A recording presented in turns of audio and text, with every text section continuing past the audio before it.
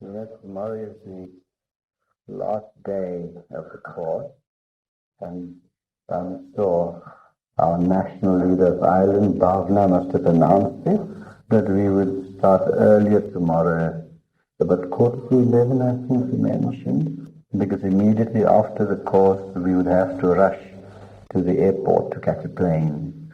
So that's the reason why we're going to start a bit earlier tomorrow. Hi.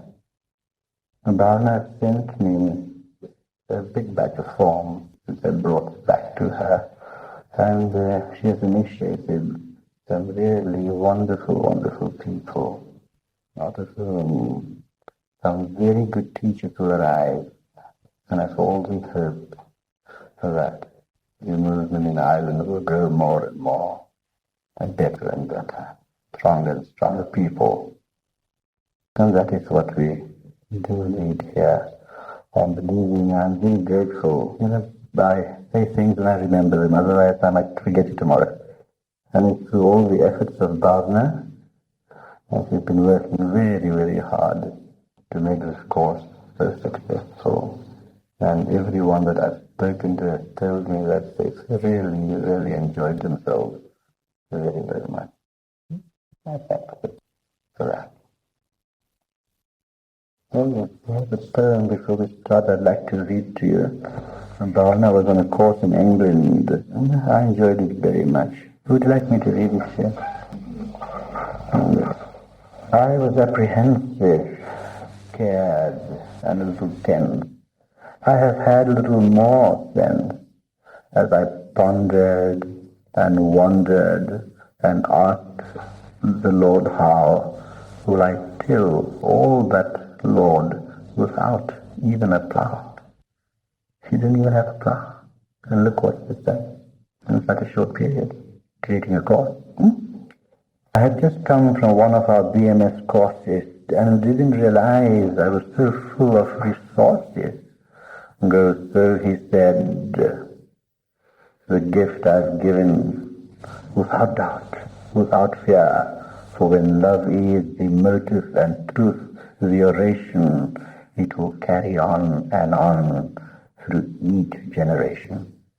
The Miles and our Tabor group were fast, and since then I found many with the very same thirst for love, life and laughter, of a spiritual kind, and numbers now just blow my mind. I needn't have pondered or wondered at all, but I suppose that's how I'm just human, that's all.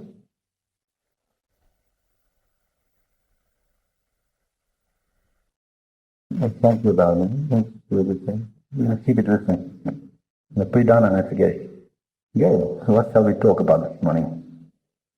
If what is the difference between real Jesus and having a girl, and also some people use Jesus as a channel, and find it difficult to use those as or consult between the two together? Very good question. I'm having Guru Shakti now, because there's Shakti in everything. Do not relinquish your belief in Jesus. Believe in Jesus by all means. You must not stop. What is the difference between a true spiritual master and Jesus, or Krishna, or Buddha? The difference is only of time and different bodies, but the consciousness that these men bring to the world is the same, for there is only one consciousness. I might have said this to you before, I do not remember, that this consciousness has to take a human form to impart the impulse to another human.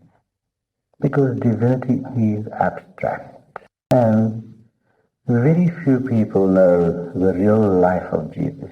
The life of Jesus that you read has been devised by the various churches for their own personal needs, for their own personal makeup.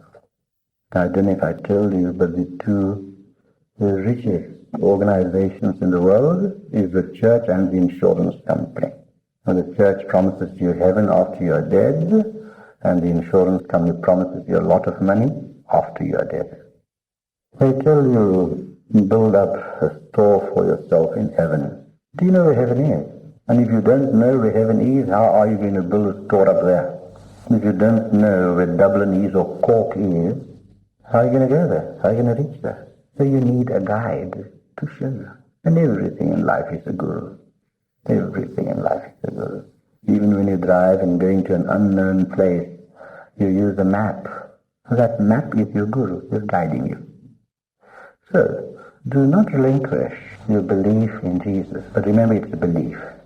You have not experienced Jesus, so how can you have faith? And if you think you have faith, but if you have not developed that faith, how can you become one with him? Jesus was an ordinary man. And when the book which I'm presently busy on, I start 2-3 books at a time, and I write according to inspiration. Sometimes I work for a few hours on one book, and a few hours on another book, and a few hours on another book. But in this book, I've told what Jesus, the man, he really was, not the interpretations of these church institutions, not but the real Jesus. So I could tell you a few points. He never died on the cross. He just went into a coma. Nicodemus organized it in such a way, and Nicodemus was his patron really. Well, I go into very, very deep details of research into Jesus' life. And he arranged that Jesus did not have to stay too long on the cross. Because many people that were crucified, and crucifixion was not only for Jesus. That was the kind of, as we have the electric chair or hanging today. That's the method they used in those times. It was not exclusive. There was a lot of politics behind getting rid of Jesus. A lot of politics were involved. The Romans were afraid that he might gather all the people together to him and overthrow the Roman rule in Israel. So there were political reasons. Jesus was the most despised man in his time. His own people did not like him. The Sanhedrin didn't like him. The Zealots didn't like him. They hated him. The Romans didn't like him. He was most despised. And there would have been no Christian religion at all if there were not his followers that wrote about him. And that happened 40, 50 years later after he was dead. And the Christian church only became formalized when all the cardinals met at the Council of Nicene in 342 AD, I think it is. That's how it became formalized. Now the difference is this, that you can speak and converse with a living master, but you can't with a dead master. Unless you're highly spiritual developed, he can't answer you back. How many of you could tell me here that you have spoken to Jesus and he gave you an answer? Not one. I could see it in your face. But you can ask me a question, I'll give you an answer. So, Jesus, Krishna, Buddha, they were ordinary people, as I've said before. Ordinary people. Very, very human. Jesus even had a child with Mary Magdalene. They were not married. But these things have been hidden away. And this is found in the scroll, some later scrolls that were dug up in Egypt somewhere and translated. It was even published in the Observer newspaper in England. So Jesus was an ordinary man. But what I believe in is the Christ. And Christ means consciousness, total consciousness. Man in the world is very little conscious. His consciousness is minute.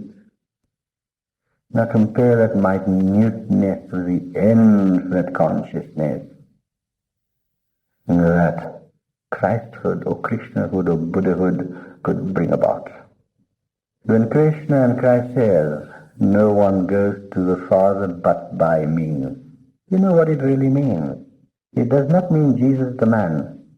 It means that consciousness, which we can call Christ consciousness. So when you evolve to a certain stage of reaching that consciousness, can you only become one with that which we term as Father. And yet that term too, because there was not a single woman on those councils when the Bible was reformulated. Now, really speaking, that eternal energy, which we call Father, is neither man nor woman. It's an energy. You can have that energy in you in the form of a woman, or in the form of a man. You can call it mother, and you can call it father. It's the same, because divinity is sexless, is neither he nor she. So, for example, last night, when I did the communion practice, of which many of you had some wonderful experiences, I was away from the entire universe and merged into that divine energy which is neither he nor she. And yet I would walk amongst you when we meet outside or sit at dinner. Fine. I'll joke with you, I'll laugh with you, I'll tease with you, I'll even use a few cuss words to make you laugh, to demonstrate to you that I am like you as a man, a human. I'll even use F's and B's. Why not? You hear it on television every day. In all those plays, little children listen to it. To demonstrate, I don't need to use them, but to put certain emphasis on things, to show you that I am very, very human. I would not mind using the word bastard, for example, the private company. I would not mind because I am one. My mother had an affair with a king. She used to work in the palace, and that's how I was born. And even that word bastard is in the dictionary. Open up any dictionary, you'll find it. Does that make me bad? When Jesus slept with Mary Magdalene, does it make him bad? When he dined and wined and got pissed with Sanhedrin and the moneylenders, does that make him bad? No. But the eternal Spirit and the true Master will always show himself to humans as a human. He will show himself as a dog to a dog, as a cat to a cat. You see, that is the difference between a master of 2,000 years ago and a living master of today. You can really experience him, feel him, touch him, smell him, anything. So you see, on the one hand we say we believe in the Bible, and on the other hand we do everything that is totally contrary to the Bible. We say, the Bible says, judge ye not, yet every moment of the day people go around judging others. What a right have they? And do you know what judgment really is? You're only reflecting yourself, your own mind. You're only reflecting your own mind. To me, everyone is divine. Even a murderer, to me, is divine. People are murdering all the day. Say a businessman, right, in his business he cuts someone's throat to grab his money. Isn't that a kind of murder? You do find honest businessmen too. Like Charles. Yes. So all the time we are doing that, and those are the very people that crucified Jesus on the cross. And he was not afraid. He went into the Jewish temple,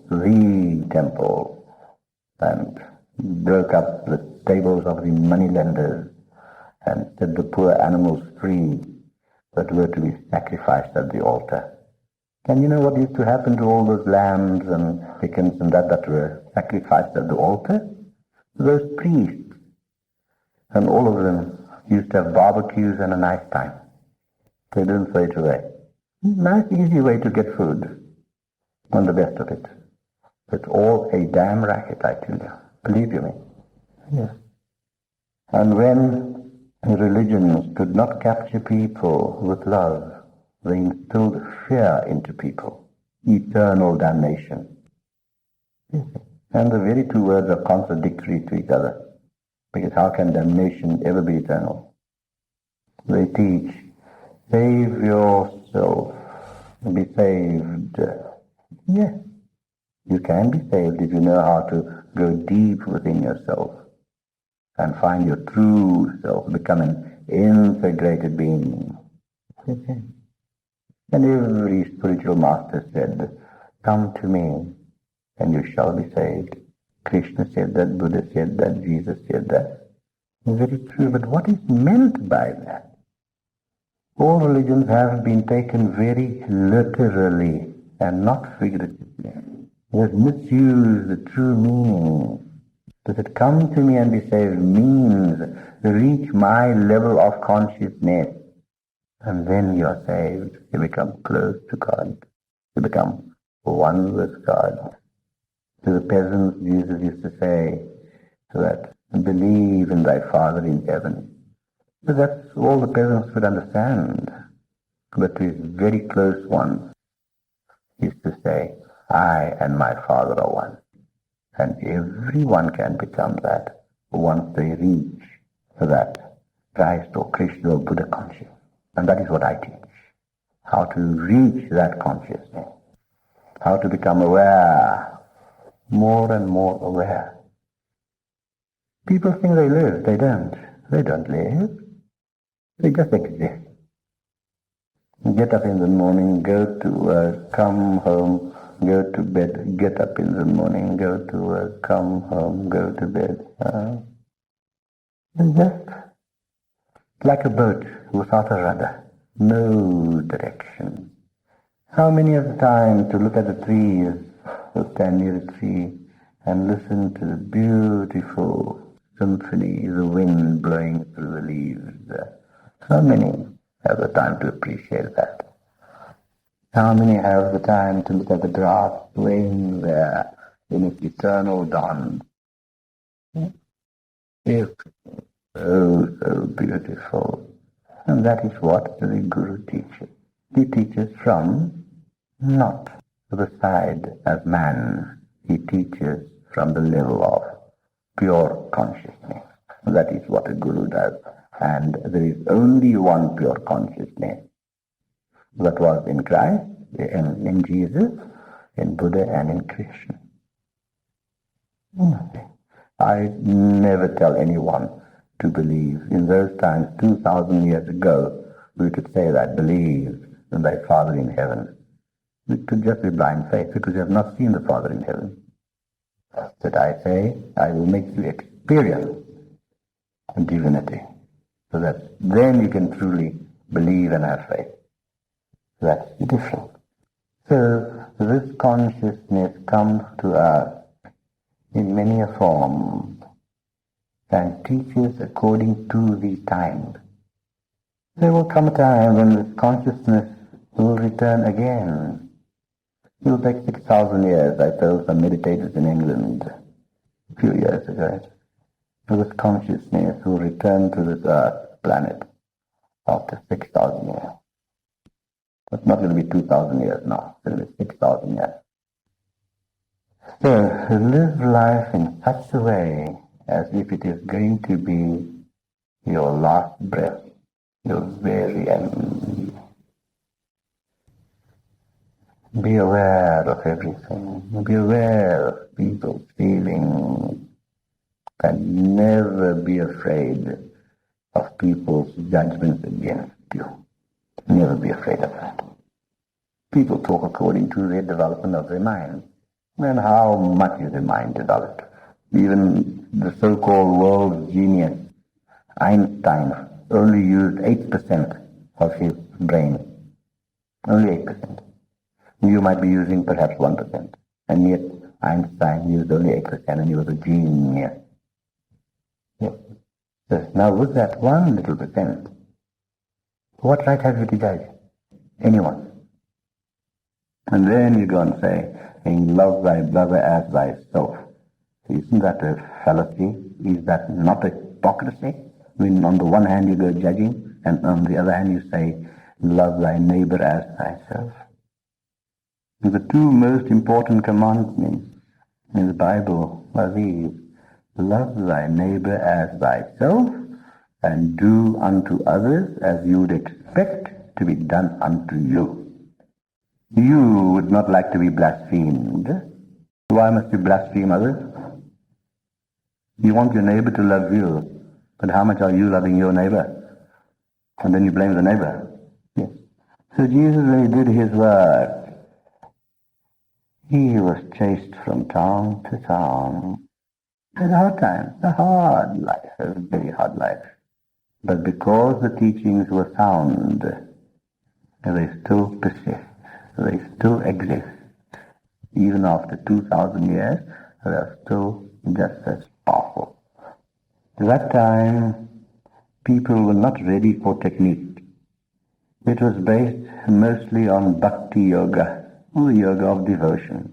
It was very good. But in a technological age, we need technique to develop that bhakti or devotion, to develop knowledge, to open up your brain cells more so the universal mind could flow through it in your conscious living life. So therefore this vast consciousness comes down from age to age, as the Bhagavad Gita would say, when evil rises, when injustice is done, when the world is out of balance, I shall take birth from age to age. And that is very true. When Jesus was alive, no one recognized him. He said, he was a madman, he's a rebel, he's this, that. A few said he was the Messiah. But that was all. That was all. And yet his closest disciples, 12 of them, one gave him away, Judas, right? And the other one, he told that you will, you know the story, before the cock crows thrice, will give me away. And when he was crucified, all his closest ran away. No one was satisfied. So, I could go on, because I've made many, many researches. My life has been one of total study, total meditation, and total absorption in God. And I am at one with Him. Therefore, I could impart peace and joy to you. If I could make you experience the power of divinity.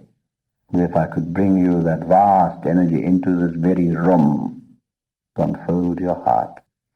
My message basically is of love and the opening of the human heart.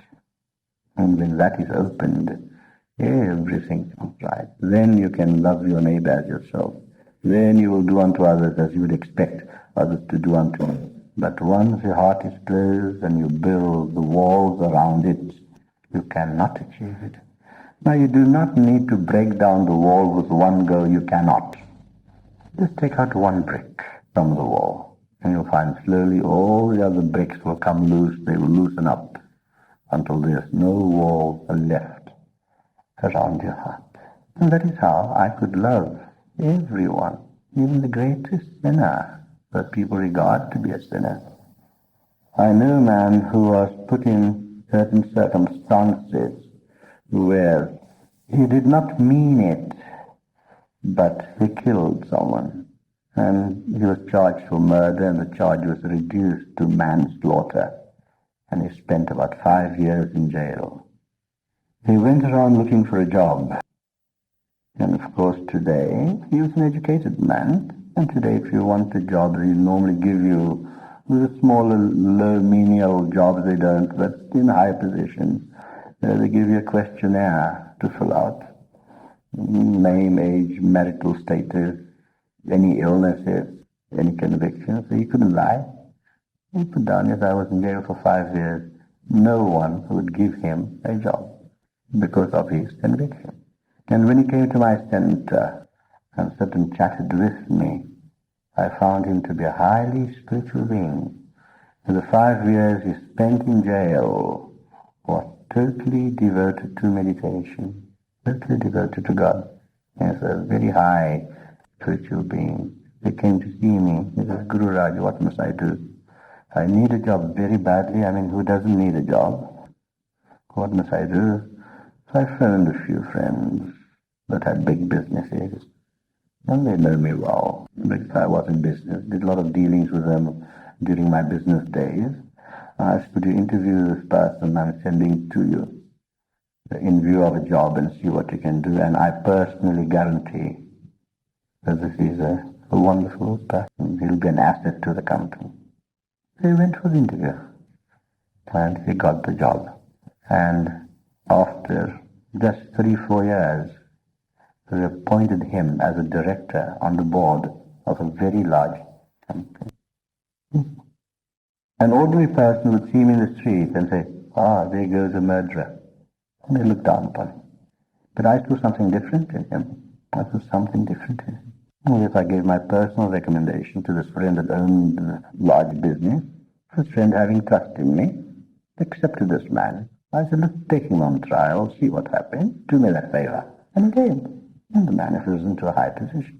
So therefore, judge ye not that ye be judged.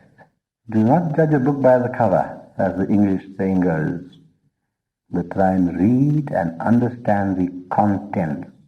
The cover could be torn or dirty or whatever. And the contents would be something really wonderful, or else would have a beautiful book and a beautiful cover, lovely painting on it or drawing, and yet when you open the book it's all just rubbish inside.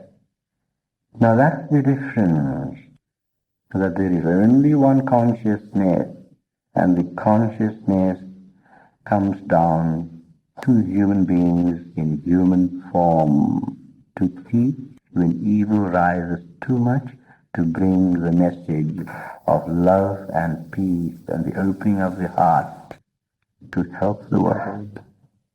I've said this before in other satsangs, but not in Ireland. It's the first time I'm here. Around about the year 2025 to 2050, the world is facing a great calamity through nuclear energy and even stuff much more powerful than the nuclear energy.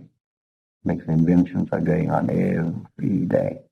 There's a lot of inventions many governments have that they are suppressing from people. They're not letting people know, because the people will go into panic. And this catastrophe will be so big that it will not only destroy this earth, but it will disturb or destroy the entire solar system, which will reverberate into the entire galaxy. So people talk of UFOs, and I personally have seen an UFO. Actually, I've spoken to the occupants that was in the UFO. And they are not here, the government is of course denied. They're not here to cause any harm. They're here to communicate with people, to tell them, do not destroy our planet with the destruction of your planet. That's the message they're trying to bring.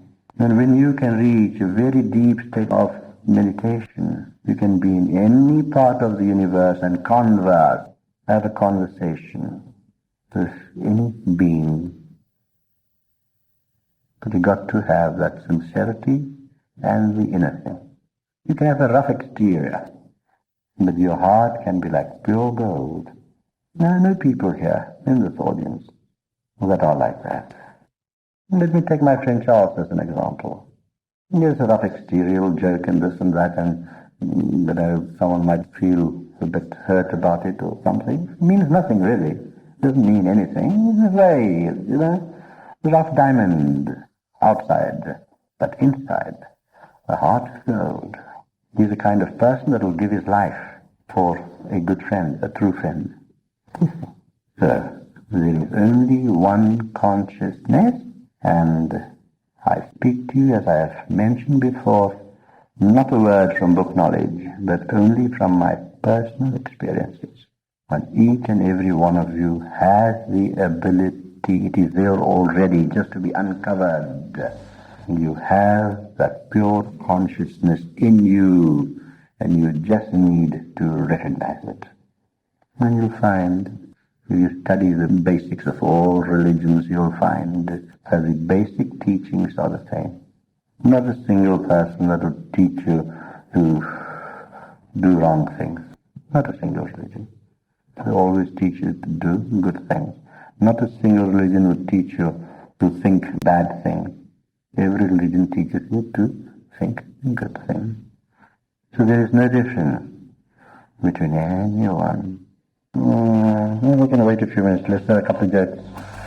So, this man from, what is it called? Kerry man. He was ill, and for many years he wanted to go for an operation, and he didn't want to go. He couldn't decide to go for the operation. So one day he finally decided to go to hospital. So the first thing they did in hospital was to give him a bath. He said, "Oh, well, that was easy. I didn't know an operation was so easy. Why was I afraid so many years?" And then there was this Kearney man, he had a dog, and he thought this dog was a mathematical genius. So he thought the dog was a mathematical genius. So he asked the dog, 5 less 3, less 2, how much? And the dog said nothing.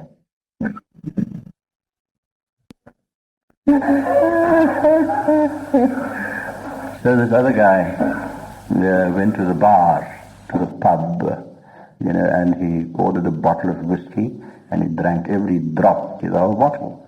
It could have been Brendan Behan or someone, I don't know. He drank every drop from the bottle, and then he started walking away. So the barman called him. He says, "How about paying for the whiskey you drank?" So this chap says, "Did you pay for it?" He asked the bartender. So the bartender says, "Yes, I did." So he says, "Then what's the point? Why must 2 of us pay for the same bottle?" And then this one Kearney man was boasting. Says, "When I was a child, I was so strong that I could lift up the pram." You know what a pram is? You call it pram here? That I could lift up the pram with myself in it. And then, of course, nowadays we have TV dinners. Do you have it in Ireland? In America you have that a lot, where you buy a ready-made dinner, and you sit at the television, watch television, and have the dinner. Then it comes wrapped in cellophane. They call it TV dinners. So here this man from Kearney heard about it, that Americans have TV dinners. So what he did, he put the TV in the oven. And then this lady, she had one arm shorter than the other. So she took on a job as a shorthand typist.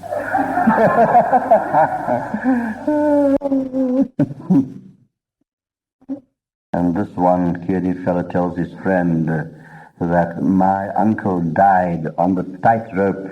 So his friend says, "I didn't know your uncle was in a circus." You know the tightrope? We have a tightrope and you walk on it. So his friend says, "I didn't know your uncle was in the circus." He says, "No, he was not in the circus. He was hanged." And then this other guy says, who is to believe himself to be an atheist. So he said one day, he says, "I am an atheist, thank God."